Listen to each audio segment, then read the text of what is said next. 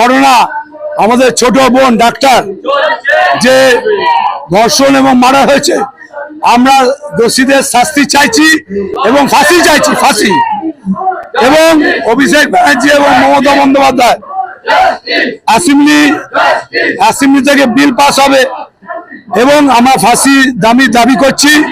আমি প্রধানমন্ত্রীকে বলবো যে আপনারা যারা উত্তরপ্রদেশ, রাজস্থান, আমাদের মধ্যপ্রদেশ, তারপরে তোমার মহারাষ্ট্রে যাদের ধর্ষণ সব থেকে বেশি, তাদের পদত্যাগ চাইছি। যে প্রত্যেকটা যে 4টে চিফ মিনিস্টার পদত্যাগ চাইছি।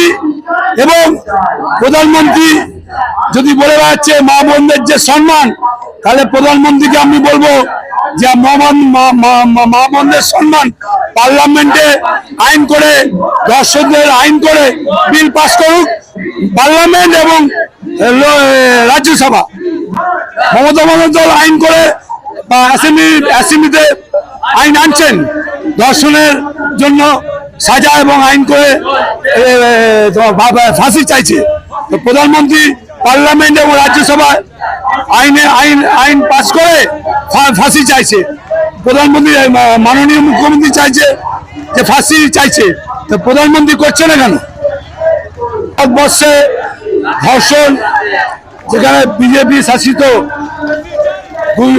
তোমার মধ্যপ্রদেশ, উত্তরপ্রদেশ, রাজস্থান এবং আমাদের মহারাষ্ট্রে, আসাম, গুজরাট, সর্বত্র বিজেপি শাসিত যেখানে সব থেকে বেশি ধর্ষণ হয়েছে।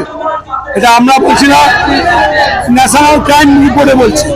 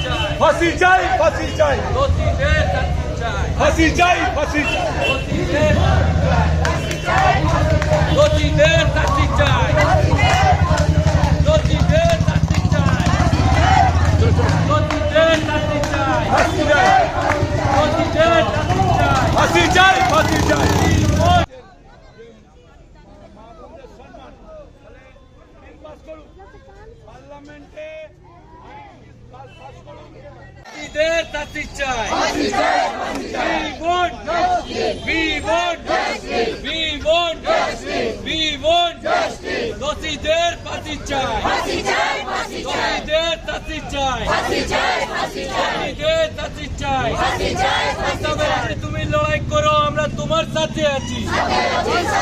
মমতা ব্যানার্জি তুমি এগিয়ে চলো, ব্যানার্জি লড়ছেন, লড়বে। আর্জিকালের কাণ্ডের মধ্যে মমতা ব্যানার্জি লড়ছেন, লড়বে। মমতা ব্যানার্জি তুমি মারা হয়েছে।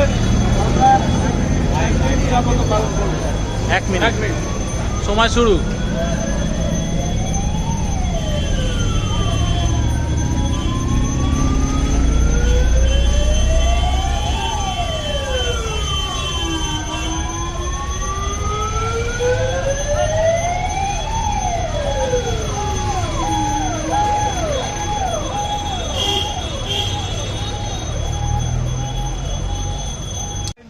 পালন করলাম যাতে ভবিষ্যতে আর এরকম ঘটনা না ঘটে, তার জন্য এক নিরাপত্তা পালন করলাম।